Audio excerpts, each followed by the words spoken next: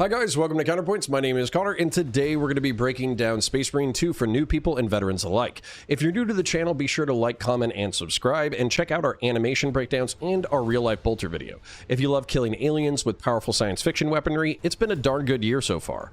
Helldivers satiated that need for a bit, and the memes, weapons, and slaughter were glorious, but we're about to take it to the next level September 9th, 2024 with the release of Space Marine 2. I'm going to break down in the simplest and most efficient ways possible the origins of Warhammer 40k, the lore you need to know in order to get the most out of the game, and also share cool details you might have missed that enrich this universe and make it one of the most satisfying intellectual properties in existence. The creators of Warhammer are known for creating a grim, dark universe. They take lore that is already hardcore, take it to the extreme, and combine fantasy, mythology, history, and horror in order to create compelling stories and very cool tabletop models.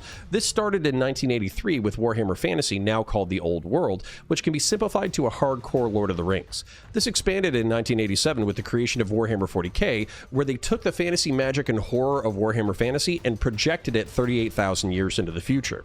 The creators would sit around a tabletop rolling dice, talking lore, and coming up with ridiculously extreme catchphrases for each faction. They had no idea that by taking popular fantasy, combining it with popular science fiction, stealing their favorite archetypes, tropes, and stories from history and fiction, they would create a multi-million-dollar, multi-industry intellectual property that has grown exponentially and is now on the verge of breaking into the mainstream.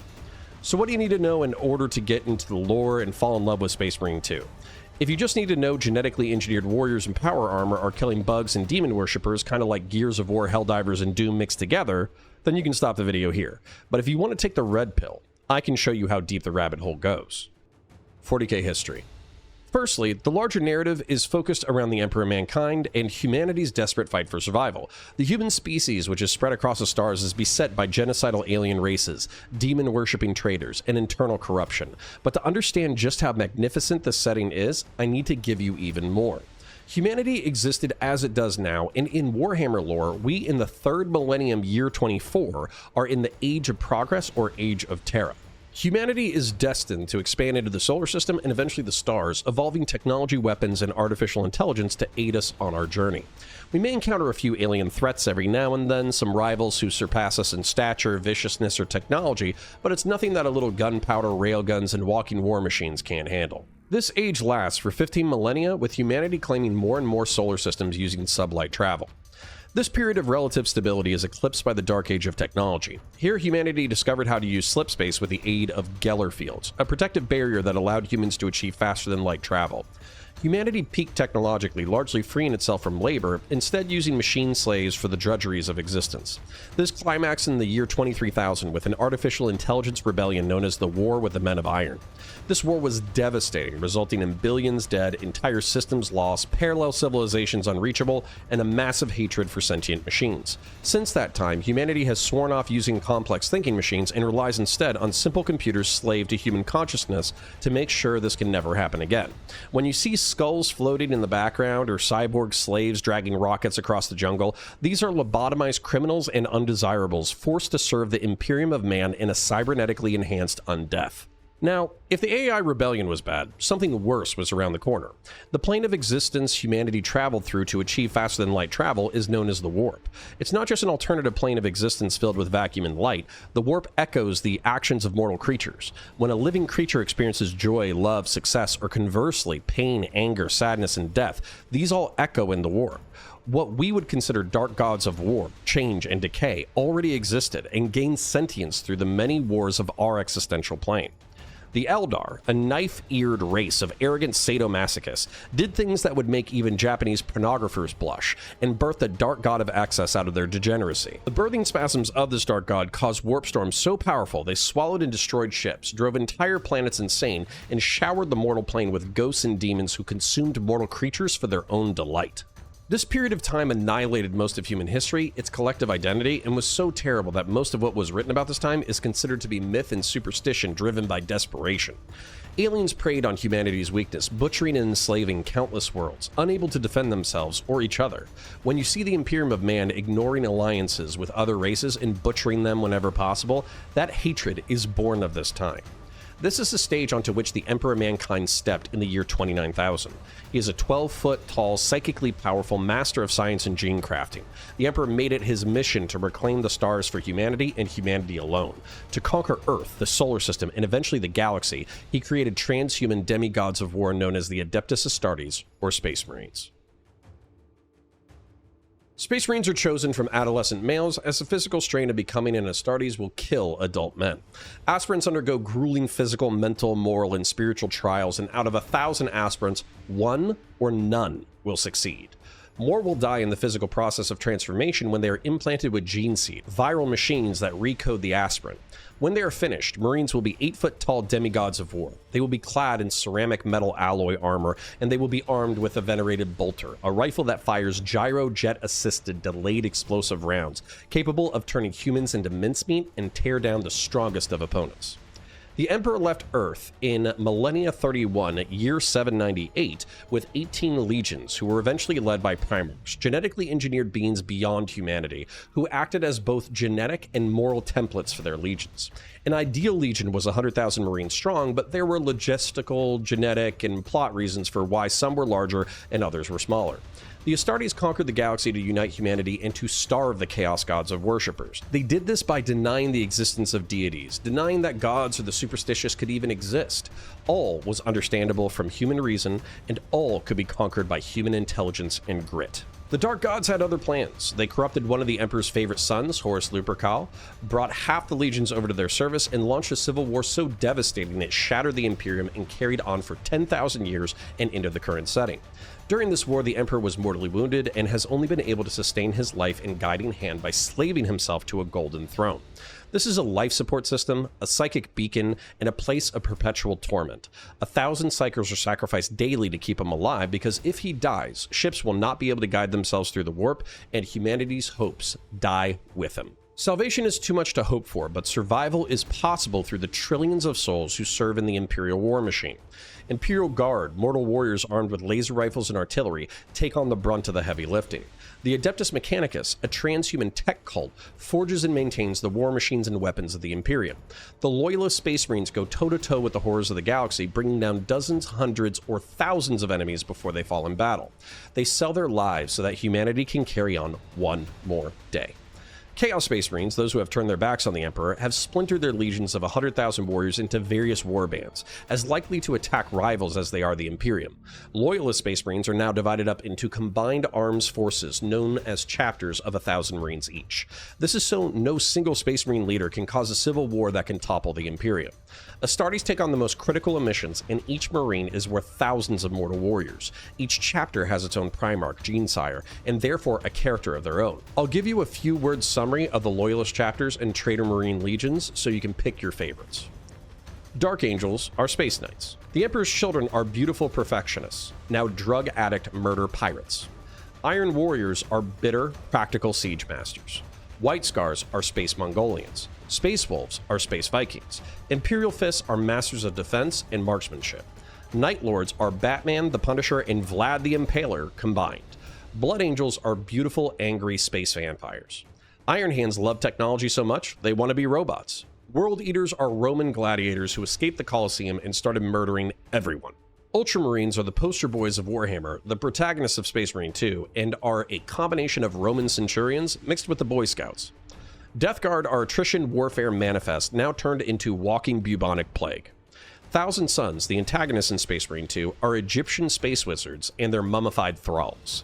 Luna Wolves, renamed Sons of Horus, now the core of the Black Legion, are the traitor mirror to the Ultramarines in tactics and efficiency. The Word Bearers are demon-worshipping priests.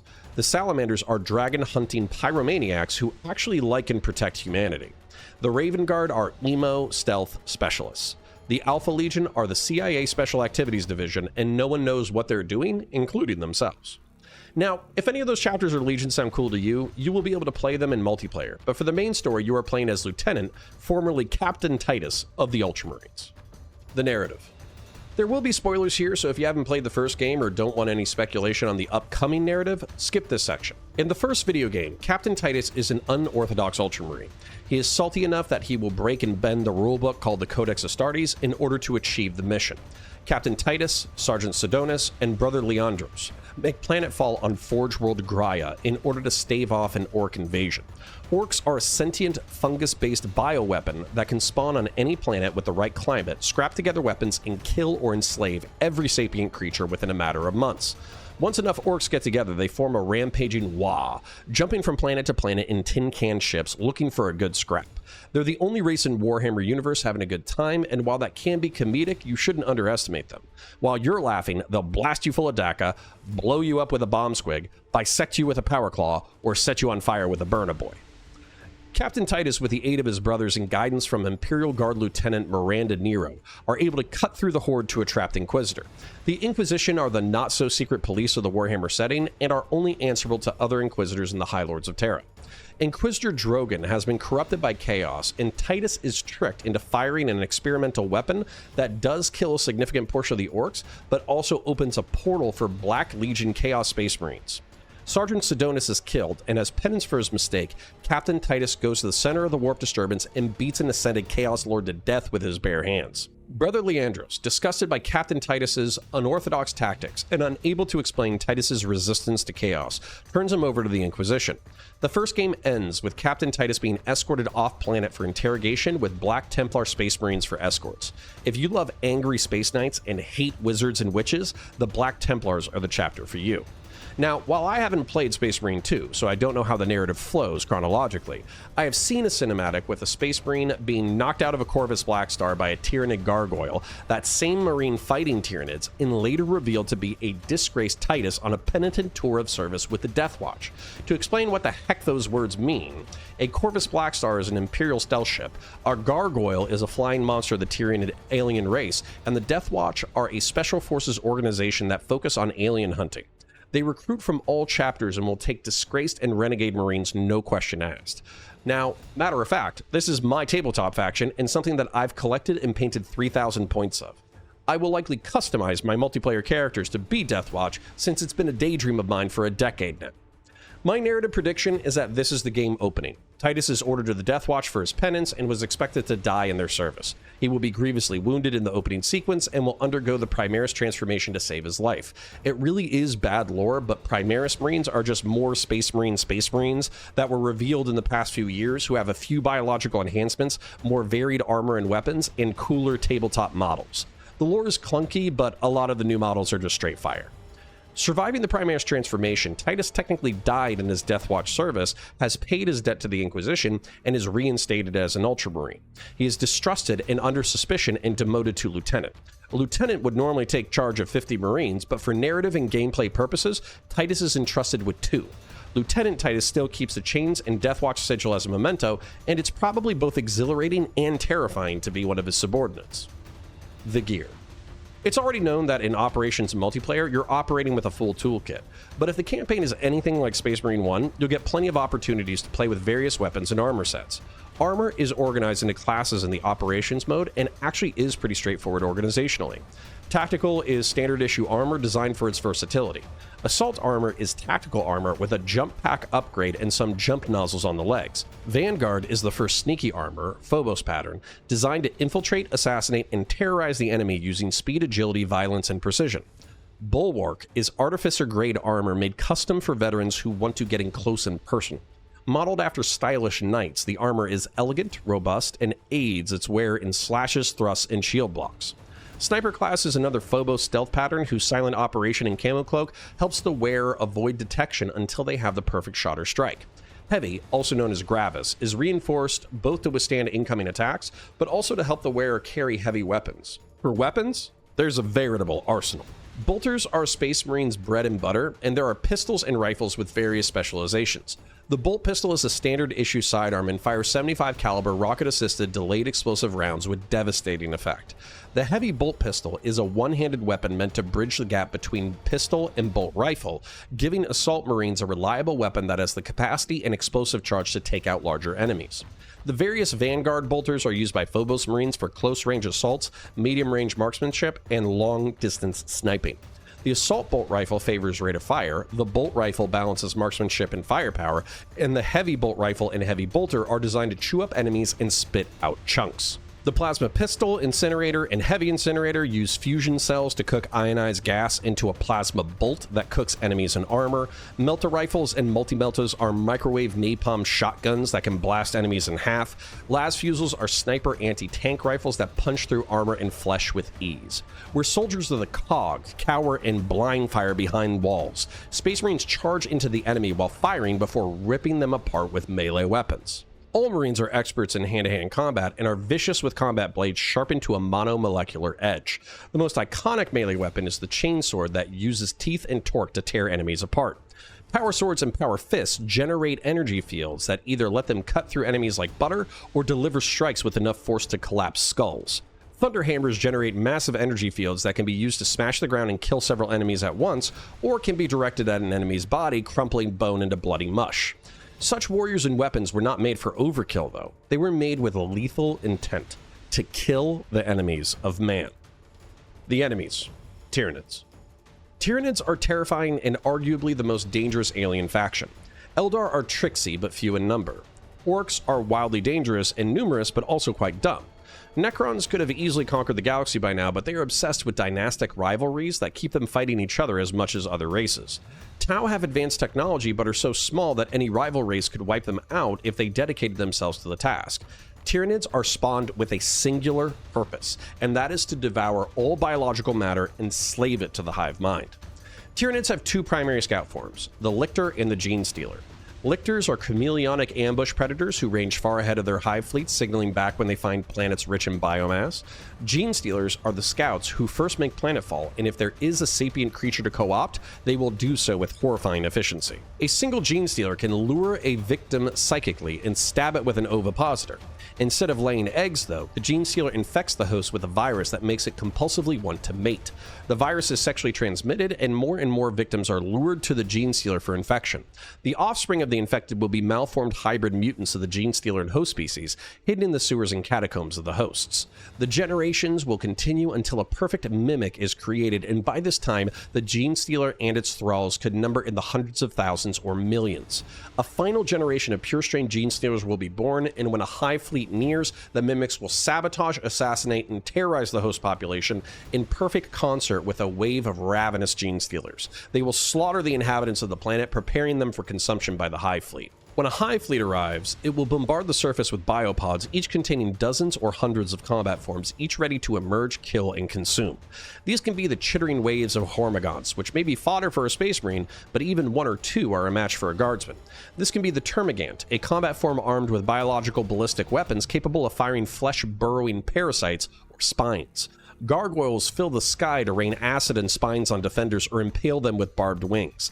Tyranid warriors lead buzzing waves into enemies while neurothropes melt the minds of any being with a soul. Carnifexes and Screamer Killers tear armor and elite troops to ribbons while Barbgaunts and Exocrines bombard defensive positions with living artillery. For defenders, the war becomes a waking nightmare as a peerless hive mind inexhaustibly pushes every advantage, flanks every choke point, and consumes all it touches to be turned into more hordes of claws and teeth. Often, it is better to radiation bomb a planet to deny the hive fleet biomass, but this only delays the inevitable as the fleet just pushes on to the next target. The only way to defeat a hive fleet, Splinter, is with overwhelming force in the intentional targeting of synaptic clusters. The Tyranids themselves are animals, hyper-evolved animals, but without their connection to the hive mind, they have individualistic survival instincts. To defeat Tyranids, one must target the synaptic creatures in their midst, warriors, neurothropes, tyrants, and broodlords. When these larger and more complex creatures are killed, the smaller forms regain their instinct and will flee a stronger opponent. This is easier said than done. The hive mind is no fool consciousness and will protect its synaptic linchpins with hordes of smaller creatures. Not just that, but oftentimes the synaptic form is a hulking monster itself. The only way to defeat Tyranids is to be as tireless and vicious as they are, something only a space marine is capable of. The enemies. Chaos followers of Tzeentch. To say the Chaos God of Change Tzeentch is tricky is the biggest understatement since the emergence of space-time. The Chaos Gods are playing a great game for the souls of the mortal plane and are trying to outdo the other. It is said that Tzeentch already knows how to win the great game and even time traveled to his victory, but found it too boring. He came back to the current time and continues to play just for amusement. Of course, this is exactly what a follower of Tzeentch would say to assure you of their supremacy, and just as easily could be a trick to mess with your mind. That is how Tzeentch gains followers, by admiring their intelligence, cunning, and guile, and offering them power in exchange for a little service. The followers of the God of Change may unlock a world-changing mystery, cure a disease plaguing their population, or they may turn into a gibbering demonic creature with 1,000 eyes that shoots warp flame out of new orifices. It really depends on Tzeentch's mood. In aesthetics, really anything can be Tzeentchian, but he seems to prefer blue and purple with hints of gold, tentacles, eyes, and birds. Tzeentchian cultists are just that. Mortals who have seen the power of the God of Change and were convinced that this power was worth following. They hope that in his service they will be given gifts of knowledge, strength, ambitions fulfilled, or immortality. What form that immortality will look like, they do not know, as they could be ascended to demonhood or mutated into gibbering warp spawn. All that matters is that they fulfill his desires. Thousand Sun Space Marines are those Chaos Space Marines pledged to the God of Change for the past 10,000 years. When Horus Lupercal, the War Master of the Imperium, fell to the Dark Gods, Tzeentch tricked Primarch Magnus the Red to reach out to his father psychically to warn him of the danger. Magnus shattered the Emperor's Human Webway project, inadvertently unleashing demons onto Terra itself. The battle to close the portal lasted for years and took the full strength of the Custodes, Sisters of Silence, and the Emperor. Furious at his son's recklessness, the Emperor dispatched the Space Wolves to apprehend Magnus and return him to Terra for censure. War Master Horus, now under the sway of the Dark Gods, changed those orders for Leman Russ and his Space Wolves to kill Magnus, his legion, and their mortal followers. Leman Russ, a loyalist Primarch I need to remind you, was a bit too eager to put his brother's world to the sword and chase Magnus into the warp. Without a father or brothers, hated for his psychic gifts, and with sons suffering from horrible mutations, Magnus, his first captain Ahriman, and his legion turned to Tzeentch for salvation. In doing so, they cursed their legion. Those with minimal or no psychic ability were transformed into barely sentient warp dust, locked in and fused to their armor, more automatons than man. The psychically talented were given extreme power and knowledge, gifts from Tzeentch to allow them to sail across the stars, exploring and learning the arcane while reaving through his enemies. The Rubric Marines and Scarab Occult Terminators march forward showing little signs of intelligence or care. When battle lines are joined, though, it's as if they're alive again, deftly dodging attacks, delivering precise salvos, and weathering storms of bullets and fire that would kill any target of flesh and blood. Since their transformation, Magnus and his legion have sworn vengeance on the Emperor, his Imperium, and his loyalist brothers. But what would a Chaos Incursion be without a few demons? Zangors are avian beastmen, former mortal servants and enemies of Tzeentch, ascended to minor demonhood. Screamers are warp beasts appeared as mutated manta rays whose trail is warp flame and magic, and whose teeth sink into their prey's flesh. Pink horrors are gibbering, insane, borderline giddy demons capable of spewing warp flame from their hands or rip their enemies apart with razor-sharp claws. When killed, they split into cantankerous blue horrors who will try to avenge their former shape. Finally, there are the Lords of Change, giant bird demons who can either burn you to a molecular level with warp flame or use their magic to change you into a gibbering, insane warp spawn, now slave to their god. There are 1,000 more details I could go over, stories I could tell, cool lore tidbits that I picked up over being a fan of this IP for decades, but I want to respect your time and attention. Thank you for checking us out. Like the video, leave a comment for the comment gods, join the Discord and Patreon at patreon.com/counterpoints if you want to support us doing cool content. Check out the other videos, support our sponsors, and I'll catch you in the next one.